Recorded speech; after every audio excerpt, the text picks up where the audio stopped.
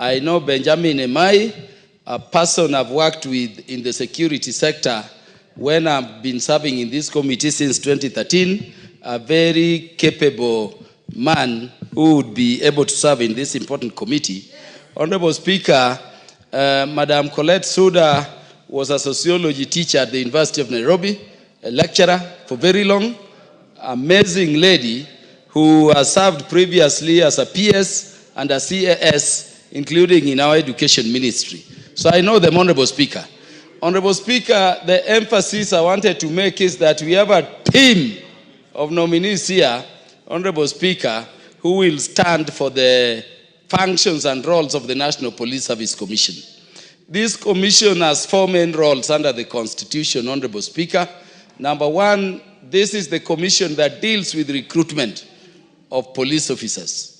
This is the commission that deals with transfer of police officers. This is the commission that deals with promotion of police officers. People may not know, but this is the commission that deals with disciplinary control over processes of discipline of a police officer. So seeing their orientation and where they come from, Paris from the Kenya Police, Benjamin Imai from Administration Police, and of course Colette Suda from the public, and having been a sociology lecturer, this is a person, this is a team, Honorable Speaker, that will do this. But Honorable Speaker, allow me only to emphasize one point, which has been spoken to by the majority leader.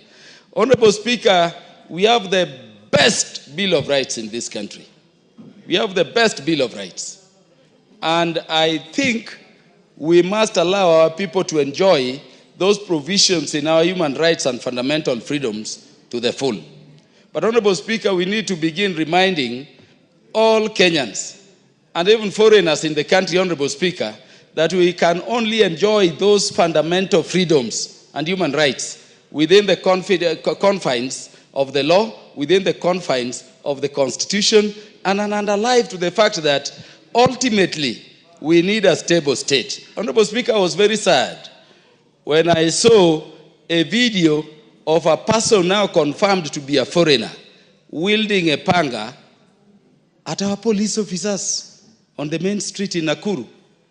And you know, he's wielding the panga, charging at the police officers who are armed, and he's sharpening the panga on the tarmac as he goes. I want to say, Honorable Speaker, that such an individual is lucky because of the richness of our Bill of Rights. In the country he comes from, which I hear is Uganda, I don't think he would have reached with that panga even on the streets. And so we must avoid situations where we overprovoke our police officers, because these police officers, Honorable Speaker, are going to the level where they are saying we may sit back and let people do as they will. That would be the birth of chaos. That would be the birth of anarchy. Honorable Speaker, on the other day, just the other day when we were dealing with the matter of budget here, I saw a young Kenyan lady, an activist who has been doing very, very well. A lady from Western, I know. These are over 6 police officers all armed to control demonstration. And I don't know whether the House and members watched that video. The girl just charged that police officer and went pulling the neck, pulling it. You don't do that. Soon thereafter, you watched the law and order sector in the United States. And I don't know, Honorable Speaker, you watched what that law and order officer was saying. You abuse our police officers, you will go to jail, but you pass through hospital. You spit on our police officers, you will go to jail, but you will pass through hospital, because our dogs, our beautiful dogs, will bite you. You touch the body of our police officers. He said, your relatives will be called to pick the remains, your remains, wherever they are. I'm not saying we should go to that extreme, but I see a challenge where we must, Honorable Speaker, begin thinking of how we can enjoy these fundamental freedoms while aware they have limits, and while aware these police officers, if they avoided keeping law and order, there is a problem. That is not to say our police should behave. Indeed, those ones who misbehave must be held accountable in the manner we are doing this otherwise, and expeditiously.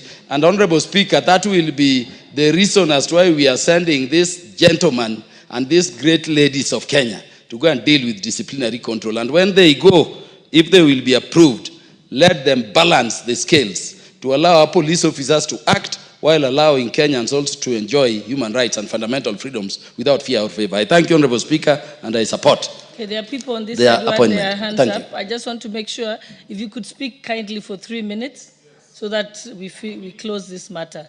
So, Honorable TJ, are you still interested? You look like you've zoned off. Honorable Member for Ndiwa, and then I'll come to you, Honorable Loundo, and I'll come to you. Thank you, Speaker. Madam Speaker, thank you so much. People who requested to actually contribute were I rise to support these nominees